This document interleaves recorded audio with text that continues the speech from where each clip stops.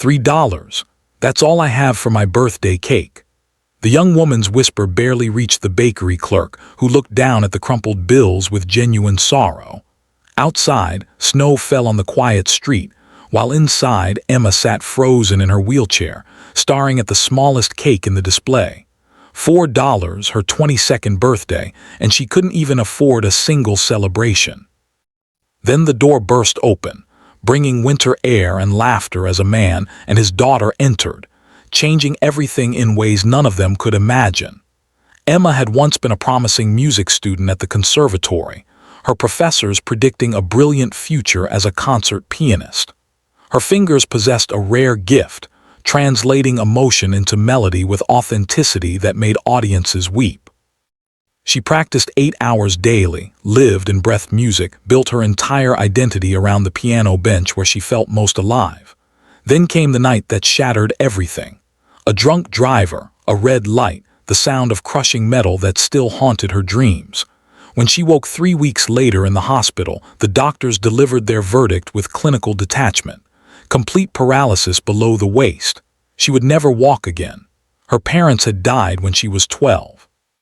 Victims of another car accident that seemed to mock her current situation with cruel irony. Her grandmother had raised her after that.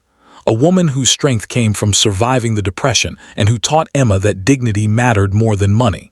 "Hold your head high," she would say, brushing Emma's hair before school. "Rich or poor, you're still my granddaughter, and that means something." But cancer had taken her grandmother just months after Emma's accident. As if the universe had decided to strip away every support, every comfort, every reason to keep fighting. Now Emma existed rather than lived in a studio apartment where mice scratched in the walls and the radiator clanged like a ghost in chains. The building housed society's forgotten ones. Elderly people on fixed incomes, disabled veterans, single mothers working 3 jobs. Emma fit right in with her disability checks that barely covered rent and her online piano students who often canceled last minute. She taught them through a laptop screen, her fingers demonstrating on a cheap keyboard bought from a pawn shop. The real piano, her grandmother's beautiful upright, had been sold to pay medical bills. Friends had evaporated like morning mist after her accident. College classmates had tried initially, visiting with forced cheer and bundles of flowers that died within days. But young people didn't know how to handle tragedy that couldn't be fixed with a party or motivational quote. They wanted to discuss internships and dating apps, not wheelchair accessibility and chronic pain. Emma understood at 22, she wouldn't have known how to be friends with herself either. The loneliness had become a constant companion, more reliable than any human had ever been.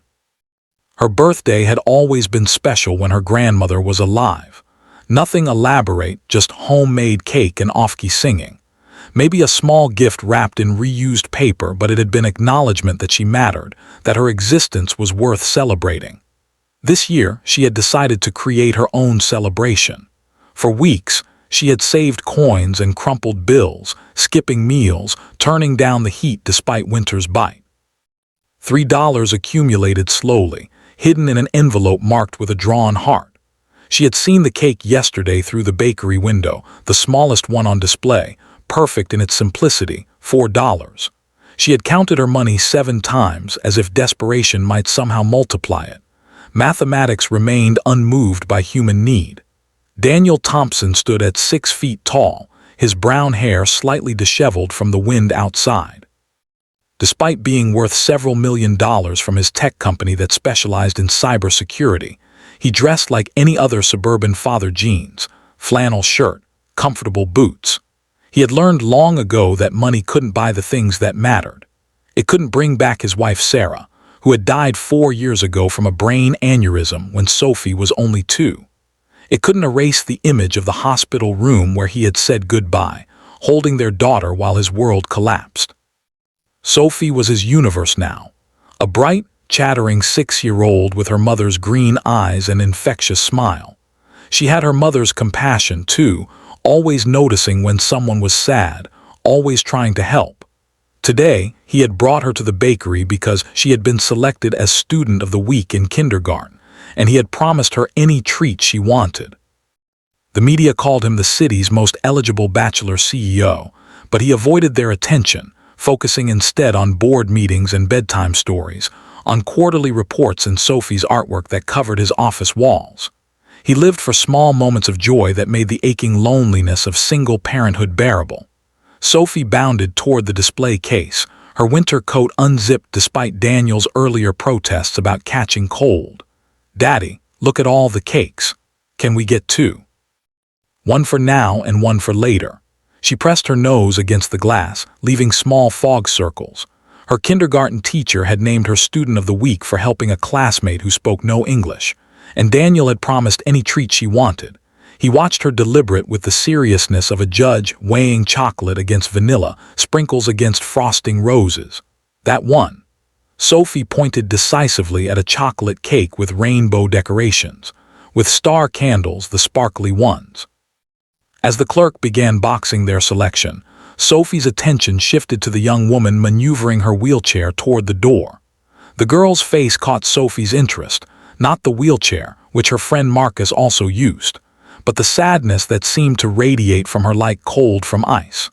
"Wait," Daniel said softly, his voice carrying the authority of someone used to being obeyed, but gentle enough not to startle. Emma paused, her hand on the wheel, unsure if he was addressing her. Their eyes met across the small space, and in that moment something shifted in the air between them. Invisible but undeniable, the bakery felt warmer suddenly. Or perhaps that was just Emma's embarrassment, heating her cheeks as the handsome stranger approached her wheelchair. She wanted to flee to avoid whatever pity was about to be offered. But the snow outside had intensified, and she had nowhere else to go anyway. Her apartment would be cold and empty, the birthday cake just another dream deferred. "I couldn't help but overhear," Daniel said, crouching down to her eye level, a gesture that surprised her with its thoughtfulness. Most people stood above her, literally talking down. "Today's your birthday." His voice held no pity, just genuine curiosity. As if birthdays in bakeries during snowstorms were natural conversation starters. Emma nodded, unable to trust her voice. Sophie had abandoned the cake display and now stood beside her father, studying Emma with the uninhibited curiosity of childhood. "You're pretty," the little girl announced. "Why are you in that chair? Did you hurt your legs? My friend Marcus has a chair too, but his has race car stickers. Does yours have stickers underneath?" "Sophie," Daniel said gently. But Emma found herself almost smiling at the child's directness. It was refreshing after years of adults dancing around her disability with uncomfortable euphemisms. "It's okay," Emma said, her voice stronger than expected. "I was in an accident. My legs don't work anymore, but the chair helps me get around. And no stickers, though. Race cars sound pretty cool." Sophie considered this information seriously. "You should get unicorn stickers or stars." "Daddy, she doesn't have stickers or a birthday cake. That's two problems." The child's logic was irrefutable, and she looked at her father expectantly, as if waiting for him to produce his usual solution to problems. Daniel stood slowly, his mind already made up, but trying to find words that wouldn't sound condescending. "Would you let us buy your cake as a birthday gift from strangers who believe birthdays should always have cake?" Emma's pride wared with her poverty, a familiar battle that poverty usually won through sheer exhaustion. "I couldn't, you don't even know me." The words came out as whispered protest, lacking conviction because she wanted so desperately to say yes.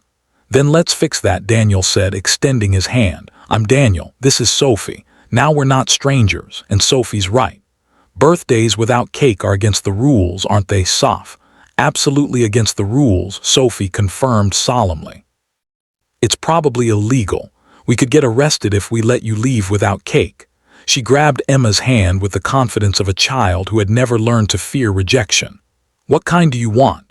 "The chocolate one is amazing, but Daddy says I always choose chocolate, so maybe you want something different." Emma felt tears threatening, the kindness overwhelming after so much time alone. "The small vanilla one," she managed. "The one with white frosting." "That's the one you were looking at," the clerk said softly, having watched the entire exchange. "I'll box it up special. No charge for the birthday girl." She winked at Daniel, who nodded gratefully and discreetly slipped a 20 into the tip jar. As the clerk prepared both cakes, Sophie chatted nonstop to Emma about kindergarten, her teacher, Mrs. Peterson, the class hamster named Mr. Whiskers, and how she was learning to read chapter books all by herself. Emma found herself responding, drawn into the child's enthusiastic orbit. Daniel watched them interact, noting how naturally Emma spoke to his daughter, how Sophie had claimed the young woman's attention with the determination she had inherited from her mother.